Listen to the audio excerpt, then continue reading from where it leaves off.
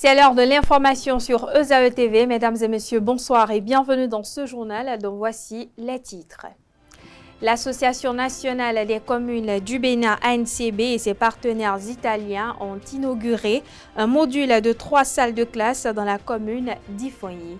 La cérémonie s'est déroulée ce mercredi 26 mars 2025 après les étapes de Kovey et d'Atiémé. Le film de la cérémonie dans cette édition. Dans le cadre du procès des assistants parlementaires européens du RN, le tribunal correctionnel de Paris a reconnu la chef de l'extrême droite, Marine Le Pen, coupable de détournement de fonds publics. Condamnée à 4 ans de prison, dont 2 ans ferme et à 5 ans d'inéligibilité, Marine Le Pen ne pourra pas se présenter aux prochaines élections. Une décision judiciaire qui n'est pas une première selon le consultant politique Agapite Napoléon Maforican. À suivre dans ce journal un extrait de son argumentaire. En sport, les propos tenus par le sélectionneur de l'équipe nationale de football du Bénin, Garnot Roh, sur certains joueurs lors de la séance de travail avec le comité exécutif de la Fédération béninoise de football continuent de susciter des réactions. Garnot Roh a entre autres qualifié le latéral droit de Coton FC de joueur sans niveau. À suivre dans ce journal, Victor Zvonka, entraîneur de Coton Football Club, qui donne des nouvelles de son poulain.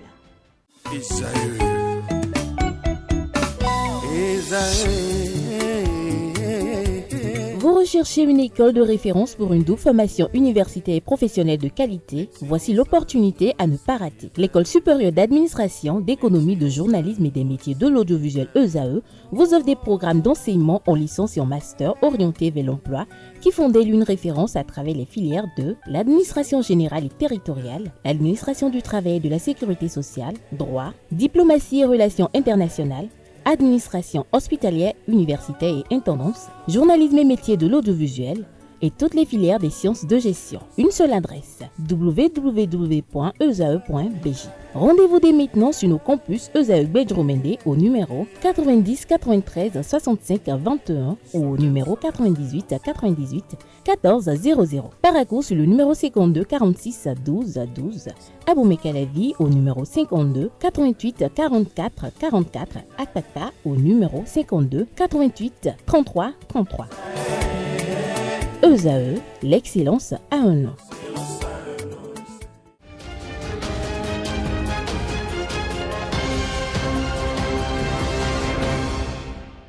À nouveau, bonsoir. Merci de nous recevoir chez vous avec cette livraison de l'actualité. Après les étapes de Kovey et d'Atiémé, le président de l'Association nationale des communes du Bénin ANCB, Luc Setonji Atropo, et ses partenaires italiens ont inauguré un module de 3 salles de classe dans la commune d'Ifonyi. Ce geste salutaire a eu lieu le mercredi 26 mars 2025. Le film de la cérémonie avec Anaël Dou. Un module de 3 salles de classe avec bureau et magasin pour l'EPP Loubé dans la commune d'Ifonyi. Ce geste est celui de l'Association nationale des communes du Bénin avec l'appui de ses partenaires italiens. Il vient renforcer les conditions de travail de ces jeunes apprenants. Aujourd'hui, le Bénin relève beaucoup de défis grâce à la volonté du gouvernement et de son chef, le président Patrick Talon. Et comme je le répète, on n'a pas le choix. Lorsque celui qui est devant fait de grands pas, on est obligé de faire aussi des pas. Nous sommes obligés de courir un peu plus vite. C'est ce qui se passe aujourd'hui au Bénin dans tous les secteurs. L'ANCB joue sa partition grâce à tous les maires ensemble qui accompagnent la dynamique que nous avons imprimée à l'ANCB. Ce joyau est désormais mis à la disposition des apprenants qui doivent l'entretenir pour sa durabilité. Je vous m'adresse à vous très respectueusement pour faire la trentaine. Je vous en prie, chaque année, il faut le faire la culture, il faut la bien entretenir pour donner la possibilité à les élèves d'être toujours dans les conditions pour se préparer pour le futur. Parce que l'éducation, c'est le futur. Avant, j'ai entendu la Ness Mandela. Il a dit que c'est l'éducation, c'est l'instrument. Les apprenants reçoivent ce joyau avec gratitude. Ces nouvelles classes qui nous permettront d'apprendre et de grandir ensemble. Merci au consulat de Naples et à tous ceux qui ont rendu cela possible. Nous, élèves de l'EPP Loubé, vous promettons de donner le meilleur de nous-mêmes. L'Association nationale des communes du Bénin et ses partenaires ont ainsi semé dans l'éducation béninoise pour former les cadres de demain dans de bonnes conditions. Le secrétaire général adjoint et porte-parole du gouvernement, Wilfried Léandre Humbidji, a répondu ce jeudi 3 avril face aux propos du président du parti Restaurer l'Espoir, Candide Azanaï, sur la polémique autour du troisième mandat du président Patrice Talon. Le porte-parole a réitéré l'engagement du président Patrice Talon à quitter les affaires publiques en 2026 après ses 2 mandats constitutionnels. Face aux accusations de Candide Azanaï, le porte-parole du gouvernement a fait savoir que les propos tenus par l'ex-député n'engagent que lui. Dans quelques mois, la liste des candidats à la présidentielle de 2026 sera rendue publique et vous verrez que le nom du président Talon n'y figurera pas, a laissé entendre le porte-parole du gouvernement. Toujours dans l'actualité, à travers l'instruction numéro 002-03, 2025 en date du 18 mars 2025, le gouverneur de la Banque centrale des États de l'Afrique de l'Ouest, BCEAO, annonce que le seuil pour la déclaration des transports physiques internationaux d'espèces et d'instruments négociables aux porteurs est fixé à 10 millions de francs CFA dans l'espace Afrique de l'Ouest. Le gouverneur informe que tout contrevenant à cette instruction est passible de sanctions. Dans un autre registre, je l'annonçais d'ailleurs au sommaire de cette édition, le tribunal correctionnel de Paris a reconnu la chef de l'extrême droite, Marine Le Pen, coupable de détournement de fonds publics ce lundi 31 mars 2025 dans le cadre du procès des assistants parlementaires européens du RN. L'ancienne présidente du parti a été condamnée à 4 ans de prison, dont 2 ans ferme aménageables et à 5 ans d'inéligibilité, avec exécution provisoire dès le prononcé du jugement. Au micro de Nansirine Fatoumbi et de Francis Ola Farami, le consultant politique Agapit Napoléon Maforican estime pour sa part que c'est une décision de la justice qui n'est pas à sa première. On le suit pour plus d'explications. C'est pas la première fois qu'un homme politique a été condamné avec inéligibilité. N'oubliez pas que comment il s'appelait, Cahuzac.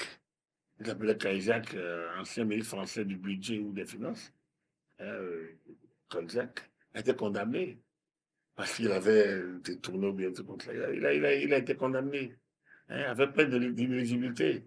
Il me semble que plus loin, Bernard Tapie, il avait été aussi. Bernard Tapie, ancien ministre de la ville de François Mitterrand. Il me semble aussi. Alors donc, c'est pas nouveau. Alors, je ne comprends pas pourquoi il y a une sorte de raille contre la justice. Ce tollé, il est français, mais il montre les limites de la démocratie française. Et il montre comment nous abreuvons pas nécessairement la bonne école. C'est eux qui ont créé la justice. C'est eux qui lui ont donné les prérogatives. Et c'est eux qui se lamentent de ces prérogatives. Je ne comprends pas. Et est-ce que Marine Le Pen est au-dessus de la loi? Alors, on dit que c'est une candidate. Mais est-ce que la candidature à l'élection présidentielle de 2027 est déjà lancée? On est aujourd'hui, donc on n'est pas encore dans l'élection présidentielle. Donc il faut que elle veut faire un recours. Donc du coup, elle a fait son recours et que les institutions françaises tournent. Alors moi, est-ce qu'on doit juger les gens en regardant leur statut? Voilà la question qui se pose aujourd'hui. Et là, on peut dire que la française de la politique répond oui. Et une certaine opinion répond oui. Comme au Bénin ici, où on trouve que, bon, certains prisonniers sont plus importants que d'autres, et que certains présumés, certains prévenus, sont déjà des prévenus politiques. On doit donner une considération politique à eux, parce qu'ils sont des hommes et femmes politiques. On doit les regarder. Alors, parce que le peuple lambda, les citoyens lambda, eux, subissent la loi, la rigueur de la loi. Et l'analphabète, on lui oppose que nul n'était censé ignorer la loi. Personne ne se plaint, ne le défend.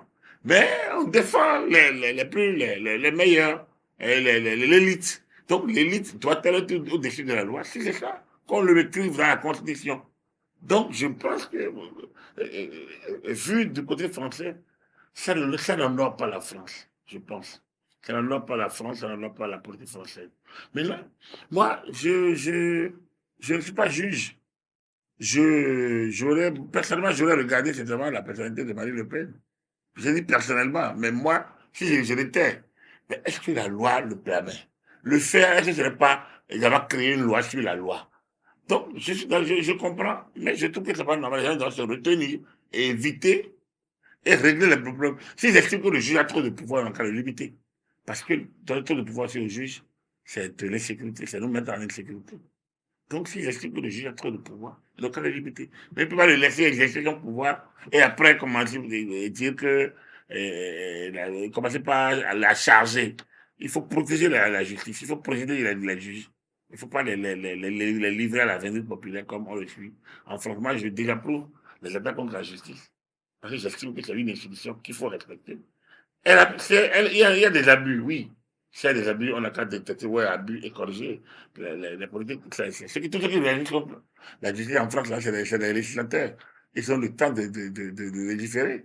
Alors, donc, c'est eux qui donnent à la justice sa prérogative. C'est pas la peine de l'attaquer. Voilà. Pour moi, Marine Le Pen est une justiciable comme Bernard Tapie l'avait été, comme Cahuzac. J'ai oublié son prénom, comme Cahuzac l'a été aussi tout récemment. Alors donc, qu'on cesse de nous embourer dans de faire cette rhétorique négative sur le fonctionnement de la démocratie et des institutions. Si une loi est mauvaise, on la remplace.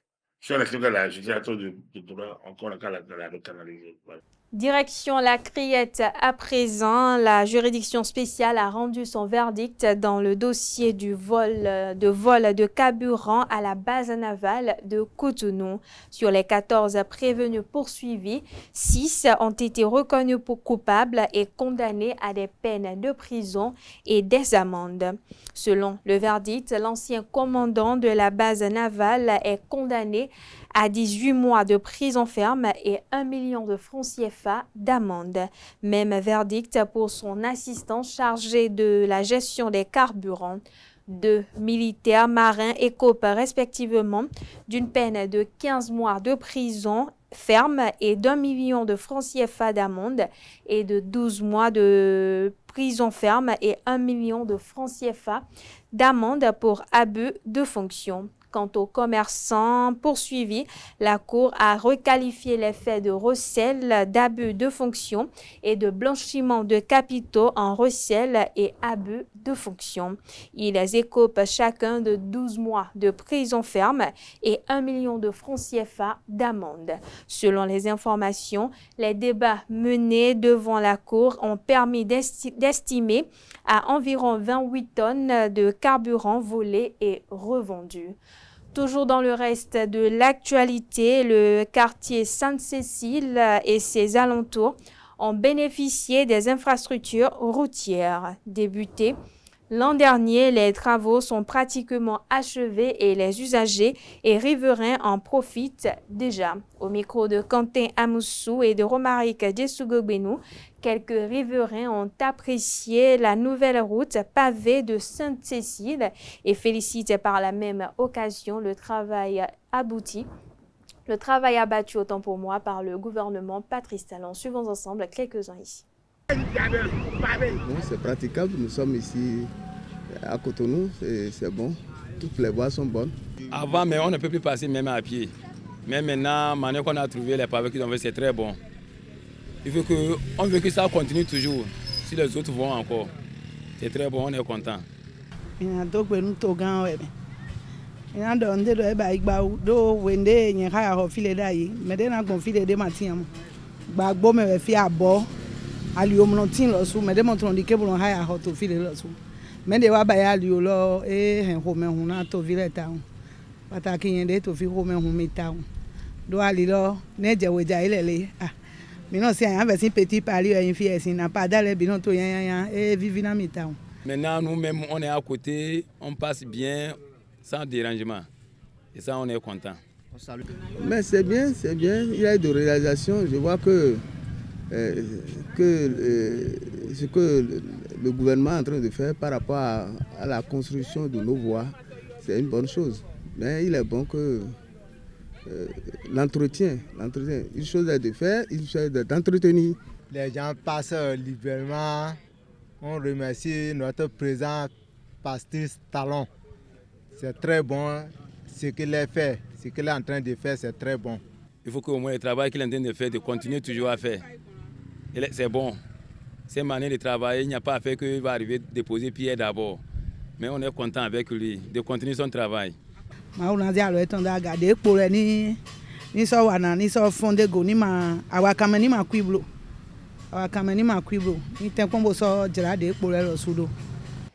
Dans un autre registre, les premières mini-stations acquises par le gouvernement béninois sont désormais opérationnelles dans quelques quartiers de Cotonou depuis quelques mois.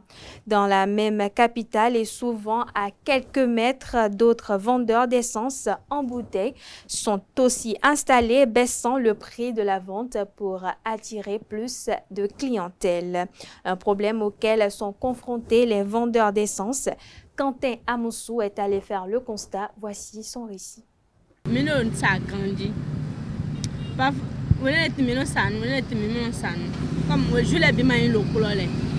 d'autres qui aiment prendre ça, mais d'autres là, eux, ils n'aiment pas. Maintenant, ça est 650.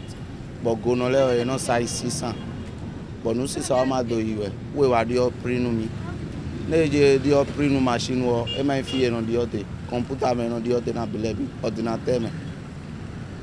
Les gens ont pris à judgment de ces machines pour contrôler le mode de prix à 600. Ou le minimum quand bidon de go. Ou nous c'est ça doit y pérer des gemmes gonolais et des sous des donc mais de là non ça 600 mais de là non ça 575. Parce que les gens et on donc est-ce que 1 litre est nous boire ni go bon mais ni me quand 1 litre de fio et mi fio no go mais est-ce que na go. Pour les mini-stations, moi je suis très ravi de cela parce que ça réduit au fait l'incident, des accidents qui causent après tous les feux, la sécurité, ça sécurise beaucoup de choses dans le pays. Il faut être honnête que les mini-stations ont permis aujourd'hui de ne plus parler d'essence qui a pris feu dans une maison ou bien d'essence transportée sur moto qui a pris feu. Ça fait plaisir. C'est quand même, je vais dire, c'est une forme d'avancée. Il y a une pompe qui nous salon le fidèle nous s'agandit Califou keten et il y a 300 000 de locaux 250 000 de locaux et dépend filole. Et puis on parle religion à présent. L'imam est souvent défini comme ministre ou un dignitaire musulman, en particulier le fonctionnaire qui, dans une mosquée, tient le rôle de chef de la prière du vendredi, une autorité en matière religieuse. Que comprendre concrètement de ce titre et quelles sont les tâches d'un imam? Élément de réponse avec Bassirou Lassissi, islamologue et professeur de la langue arabe. Il s'exprime au micro de Francis Ola Farami et de Nansirine Fatoumi. Un imam, c'est un leader religieux, un dévancier qui représente comme un premier responsable de la communauté musulmane de la localité ou bien de la région où il dirige. Dans l'histoire de notre prophète Mohammed sallallahu alayhi wa sallam, le pouvoir de l'imam était tellement large. C'est-à-dire, il exerçait son pouvoir dans plusieurs sens. En plus qu'il office la prière, toutes les prières, il était un juge. Il était le dévancier. Il était un président. C'est lui qui prend les décisions. C'est pourquoi, pour désigner un imam en islam, il y a assez de conditions et de directives qu'il faut voir sur la personne à qui confier ce poste. Un imam, c'est un père spirituel en islam. C'est un responsable de tout. C'est lui qui commande tout, c'est lui qui oriente tout selon les orientations de l'islam. Le prophète Mohammed sallallahu alayhi wa sallam avait instauré cette conception en islam et après lui, Abu Bakr radiyallahu anhu a pris le pouvoir et c'est comme ça. Mais lorsque la ville a commencé par s'agrandir, et que les musulmans sont éparpillés partout, on trouve des musulmans aussi ailleurs dans d'autres départements. Il a fallu qu'on a commencé par détacher les représentants de chaque région au niveau de la communauté musulmane, ceci surtout au temps du califat Omar bin Khattab radiyallahu anhu.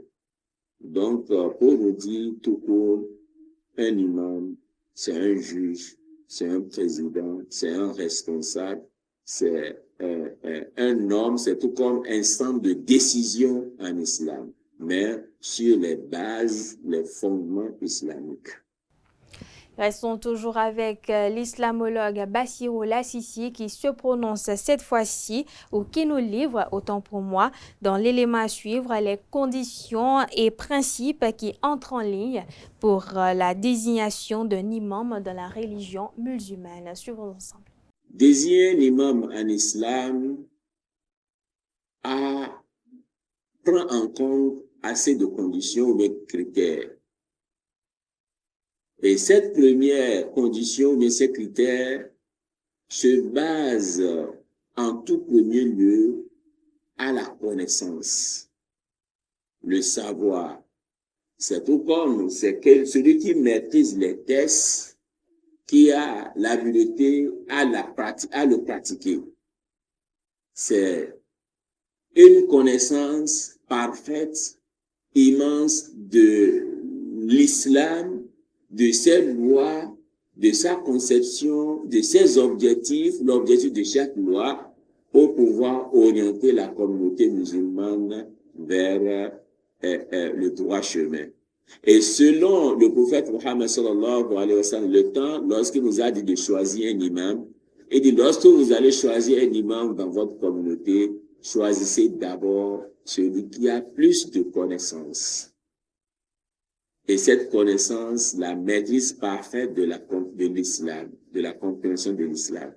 Et il dit, si au moment où vous verrez que les deux sont au même point d'égalité, c'est-à-dire nous avons dans la communauté musulmane deux personnes qui ont rempli les critères de même catégorie, donc il n'y a pas quelqu'un qui dépasse l'autre, alors ce que le prophète Mohammed sallallahu alayhi wa sallam nous a enseigné, c'est de voir qui est plus âgé parmi les deux. Donc maintenant, il y a l'ancienneté, il y a l'expérience de vie.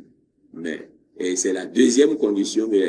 Donc cette deuxième condition, lorsque nous voyons quelqu'un qui a ce savoir et que finalement encore est plus âgé que l'autre, nous le choisissons en tant que imam. Donc, s'il arrivait que les deux ont la connaissance, un savoir, et aussi l'âge, ils sont de même âge, alors l'étape suivante à choisir, c'est de voir qui parmi les deux a plus voyagé, a effectué un voyage. C'est-à-dire, il y a l'expérience aussi pour voir que celui-ci a voyagé plus que l'autre, tout ceci, ça remplit les conditions dans lesquelles nous devons choisir un imam. Donc, pour nous dire que choisir un imam, ça ne se fait pas au hasard, ça se fait sur les bases des critères, des fondements, des conditions que l'islam nous a appris et surtout que le prophète Mohammed sallallahu alayhi wa sallam nous a enseigné. Mais nous déplorons la situation aujourd'hui que nous, les musulmans, nous ne prenons plus en compte ces critères, mais nous choisissons ce que nous voulons et ceci, ce n'est pas du tout bon pour l'image de l'islam, ce n'est pas du tout bon pour l'application de notre religion. Nous devons chercher à nous corriger pour une meilleure visibilité de notre religion. Et puis on parle sport à présent. Le rajeunissement de l'équipe nationale du Bénin devient une nécessité. L'avenir des Guépards passe inévitablement par une nouvelle dynamique. À ce sujet, l'analyste sportif Issa Amadou s'est prononcé. Suivez un extrait de ses propos au micro de Romaric Djesgoubin. Le rajeunissement de l'effectif a été l'un des points abordés par les membres du comité exécutif avec le sélectionneur national. C'est une préoccupation majeure parce qu'aujourd'hui, lorsqu'on regarde l'effectif qui est actuellement en place, il y a forcément un besoin de rajeunissement de l'effectif. Il y a forcément donc, on va dire, un besoin d'apporter du sang neuf, d'apporter de la fraîcheur physique à l'équipe nationale. Parce que vous avez, excusez-moi, des joueurs qui ne font plus l'affaire. Il y a des joueurs qui sont fatigués. Il y a des joueurs qui ne font plus l'affaire. Il y a des joueurs qui ne sont plus physiquement aptes à jouer 90 minutes. Le football, c'est pour les jeunes. Le football n'est pas fait pour les vieillards. Donc, quand on voit aujourd'hui certains joueurs, on ne va pas appeler des noms, mais quand on voit certains joueurs évoluer au niveau de l'équipe nationale, on se pose la question de savoir, n'a-t-on pas d'autres jeunes capables de suppléer ceux-là? Je pense qu'il faut rajeunir l'effectif. Il faut surtout voir également au niveau des clubs au plan national.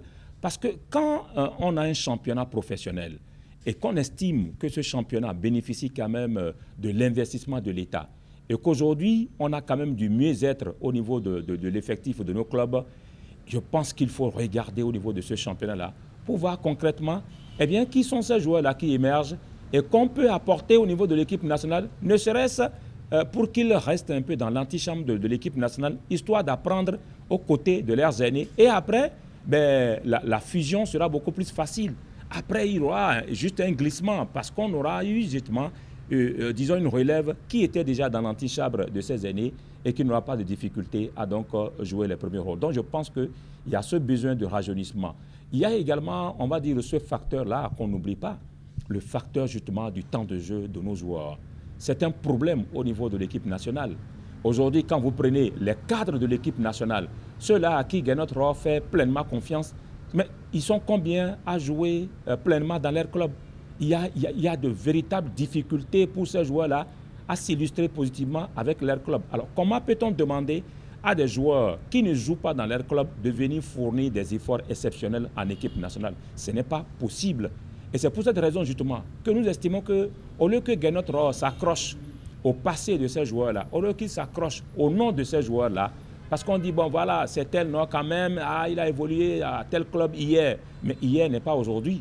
Et si nous prenons justement ceux-là qui émergent aujourd'hui, si nous prenons justement ceux-là qui sont capables d'apporter quelque chose aujourd'hui, je vous prendrai peut-être 2 exemples pour illustrer ce que je dis.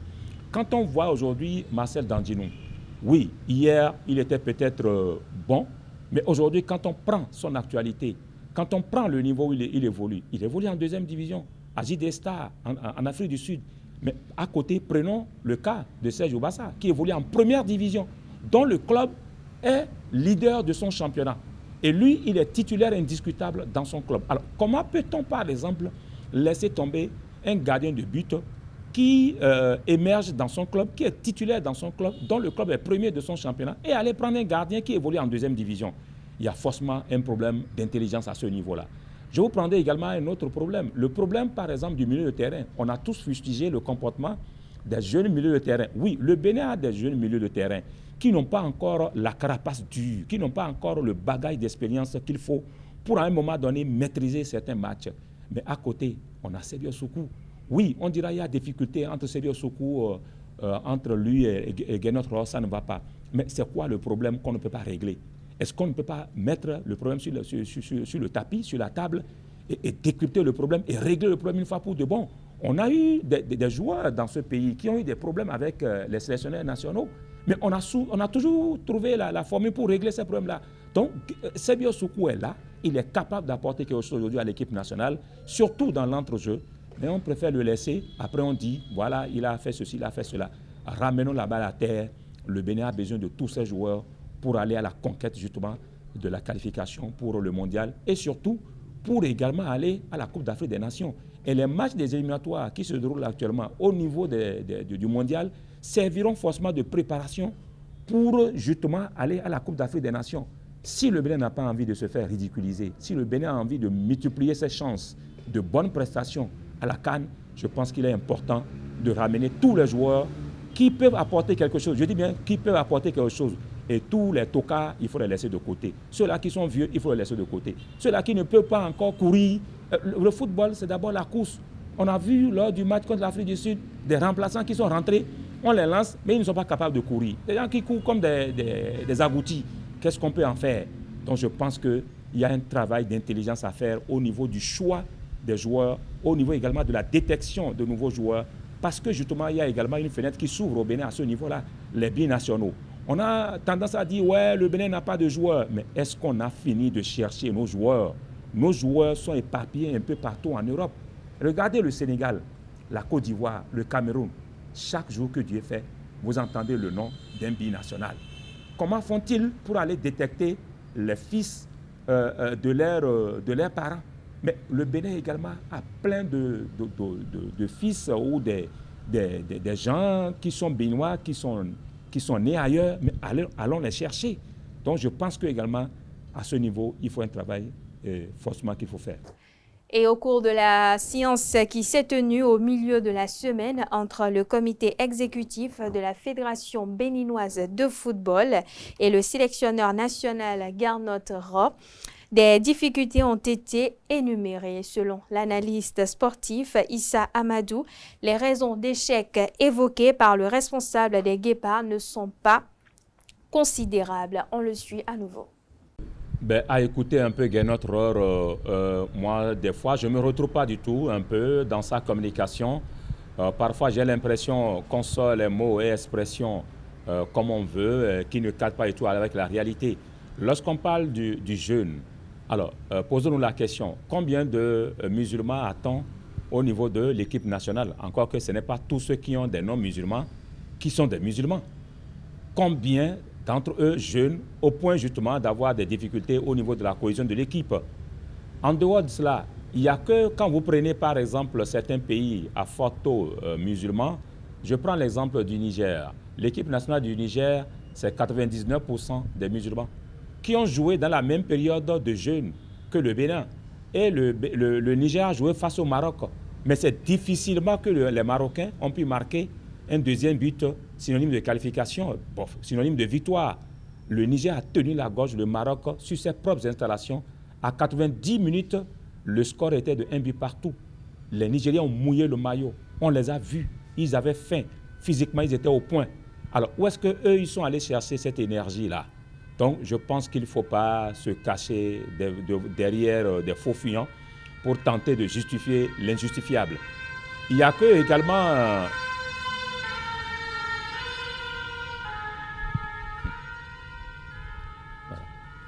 Il n'y a que également Gernot Rohr parle un peu du manque de soutien du public. Mais là, je tombe des nues. Combien de matchs l'équipe nationale a déjà joué devant le public béninois? De quoi parle-t-il?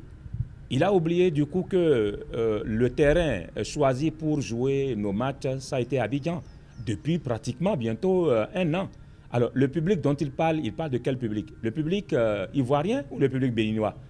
Est-ce qu'on peut reprocher au public ivoirien de n'avoir pas supporté, on va dire, l'équipe nationale? Encore que, je sais qu'au niveau de la fédération, il y a quand même eu un dispositif qui a été mis en place pour essayer quand même de mobiliser à chaque match des Guépards à Abidjan, de mobiliser donc la communauté béninoise en Côte d'Ivoire, et Dieu sait qu'elle est nombreuse. Il y a eu également quand même parfois à chaque match des bus qui sont partis de Cotonou pour Abidjan, pour essayer toujours d'apporter cette fraîcheur-là, cette chaleur, j'allais dire, à l'équipe nationale. Donc le soutien dont il parle, je ne me retrouve pas du tout dedans. Quand le Bénin va commencer par jouer ces matchs ici, nous allons évaluer le public béninois par rapport à l'amour qu'il porte à l'équipe nationale. Et je puis déjà vous dire que depuis que le Bénin a commencé par jouer à l'extérieur, ce public-là a fait des matchs des guépards. C'est un public amoureux du football et qui veut du beau football et qui veut des victoires. Donc, quand les matchs seront, entre griffes, ramenés au bercail, je pense que ce public-là sortira pour aller supporter donc l'équipe nationale. Encore que, quand bien même vous jouez à domicile, je pense qu'il y a un rôle de communication à jouer autour de l'équipe nationale. À ce niveau, mais on ne trouve pas la Fédération béninoise de football. Et pourtant, c'est une institution qui a quand même une direction de communication. Comment comprendre qu'à l'approche d'un grand match de qualification, match à enjeu, qu'on ne puisse pas voir des spots, on va dire, publicitaires sur les différentes chaînes au Bénin, que ce soit les chaînes en ligne ou les chaînes, on va dire, conventionnelles, qu'on ne puisse pas voir des spots au niveau des radios, qu'on ne puisse pas avoir des banderoles au niveau de tous les grands carrefours. Mais attendez, la communication autour de l'équipe nationale souffre au niveau de la Fédération béninoise de football. Osons le dire. Et je pense qu'à ce niveau, il faut également que ceux qui ont été choisis jouent pleinement leur rôle. On ne peut pas aujourd'hui, on va dire, critiquer le fait que les gens ne viennent pas au stade alors que derrière, il y a zéro communication. Je dis bien, il y a zéro communication parce que de mémoire de reporter sportif, je n'ai pas souvenance d'un seul spot que la fédération ait quand même fait pour inonder justement les médias ou même les médias en ligne ou les réseaux sociaux. Je n'ai pas souvenance. Alors, quand on veut réellement mobiliser des gens autour d'une activité, il faut forcément donc faire recours à la communication. Et je pense qu'aujourd'hui, il y a tellement de facilité à communiquer parce que vous avez tout qui est numérique. Les gens sont beaucoup plus scotchés sur le numérique et vous avez donc la chance d'aller à travers le numérique par une vraie sensibilisation, par une vraie mobilisation, histoire de permettre à l'équipe nationale d'être véritablement soutenue et d'être encouragée pour ces différents matchs. Et puis on parle toujours sport, les propos tenus par le sélectionneur de l'équipe nationale de football du Bénin, Gernot Roh, sur certains joueurs lors de la séance de travail avec le comité exécutif de la Fédération béninoise de football continue de susciter des réactions. Le technicien franco-allemand a entre autres qualifié le latéral droit de Coton FC, Rodrigue Fassinou, d'un joueur sans niveau. Victor Zvonka, entraîneur de Coton Football Club, donne des nouvelles de son poulain, comment il a accueilli la déclaration du sélectionneur et exprime son avis sur la question. On regarde. Tout ce qui arrive aujourd'hui, vous allez dire, moi, depuis deux ans, je l'avais prédit. Pas parce que c'est Gernot, hein, c'est pas ça, mais je l'avais prédit parce que, vous savez, au début, tout est beau, tout va bien et tout, mais arrivé à un moment donné, c'est vrai que les résultats, même s'il y a la qualification pour la Coupe d'Afrique, il y a derrière la Coupe du Monde. Et c'est vrai que tout le monde a envie que le Bénin, un jour, puisse participer à cette Coupe du Monde. Et donc, c'est vrai que les résultats n'ont pas été, notamment les 15 derniers jours, au niveau que tout le monde peut-être attendait. Et donc, tout le monde se lâche un petit peu.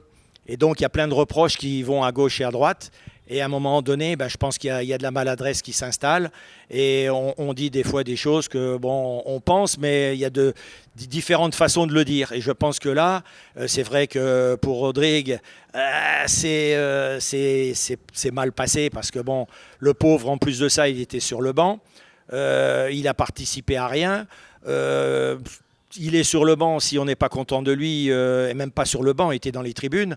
Bon, je pense qu'il fallait peut-être pas le sélectionner, mais comme il faut de temps en temps prendre quand même un petit peu de locaux pour montrer que il y a des locaux qui sont là, qui existent.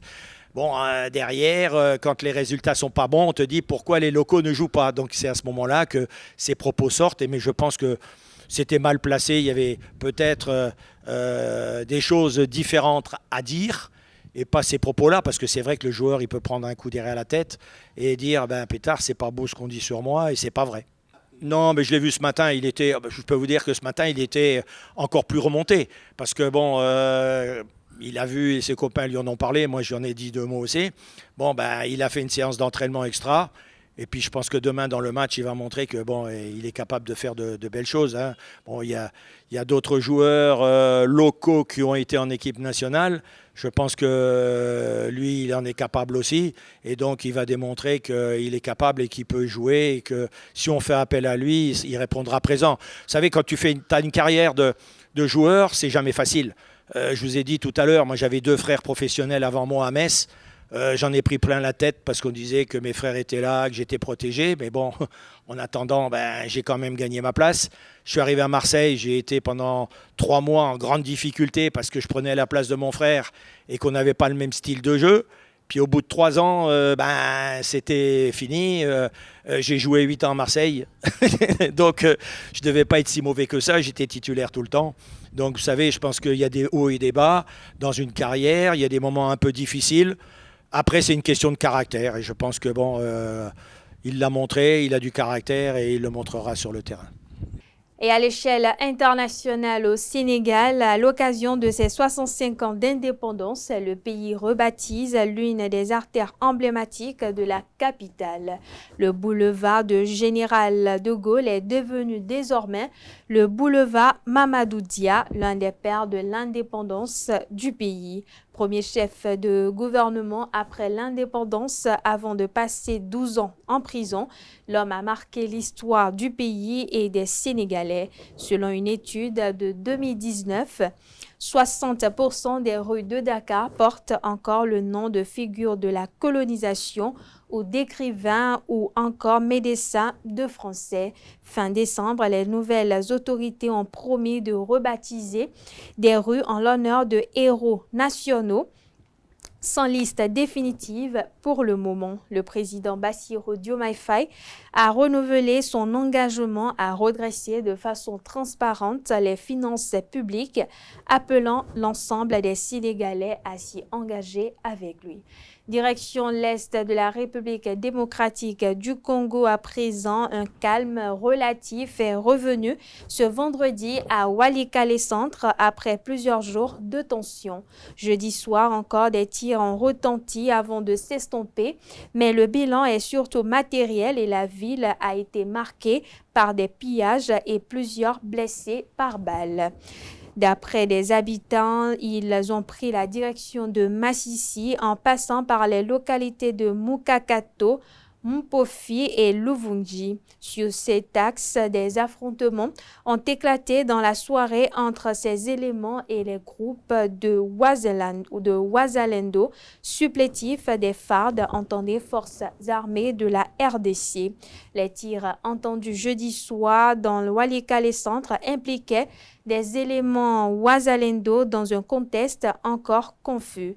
Des pillages ont été signalés dans la matinée de ce vendredi. Plusieurs familles regagnaient leurs habitations. L'ONG Médecins Sans Frontières, qui soutient l'hôpital local, a repris prudemment ses déplacements vers l'établissement. Mais la situation reste fragile. Les stocks de médicaments sont presque épuisés et aucun ravitaillement n'est encore arrivé. Et voilà, chers internautes, c'est sur cette actualité que prend fin cette édition. Merci de l'avoir suivi, merci de votre fidélité. Excellente soirée en compagnie de nos programmes sur EZAE TV.